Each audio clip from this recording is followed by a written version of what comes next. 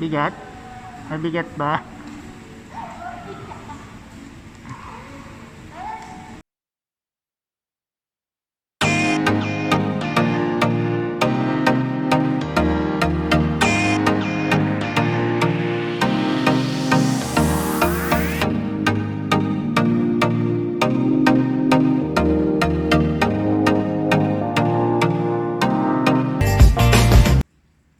Hey guys, it's me Chinky and welcome to my channel, and for today's vlog, I'm going to show you what's inside of this red bag. So I'm gonna show you front of this. So ta-da! From Smeg Philippines. And so let's begin to unbox this.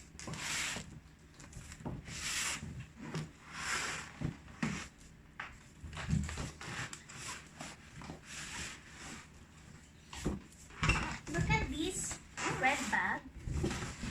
Red big paper bag from Smeg. It's so nice.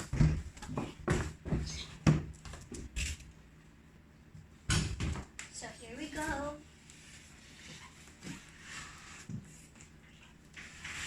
And this is the best gift ever that I received from my love seat. And it's espresso coffee machine. And let's open it.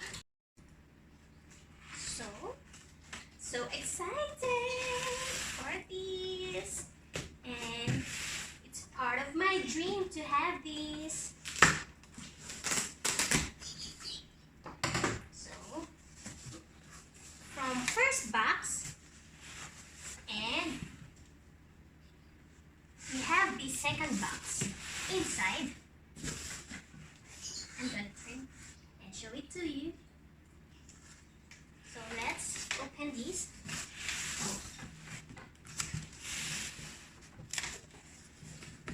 So I hope I can open it by my own.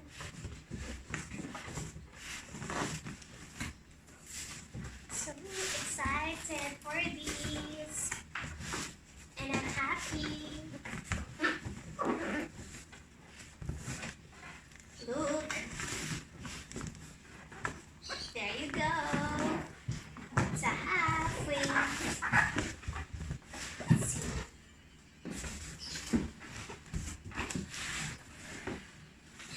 First box. And ta-da! Yay! It's my first ever coffee machine that I had since I graduated from barista. And let's open this.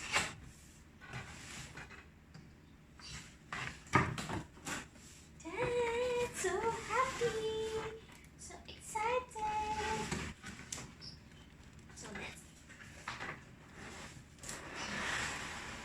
look what's inside. Gonna open it. So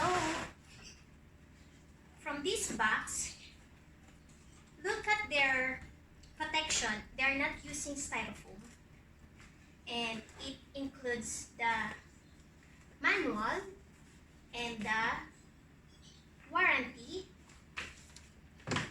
and it also has measuring scoop and camper, and this coffee basket, and I think this is the single and for double, and this is the wire. So let's open this. Wow! Look at this. Oops! There's the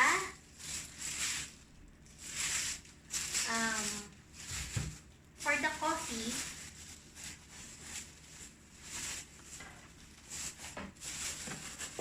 How can I handle this? So here you go.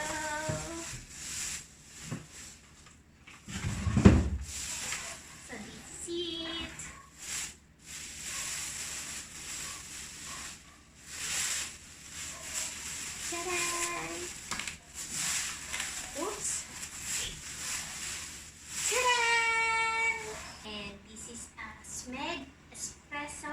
coffee machine.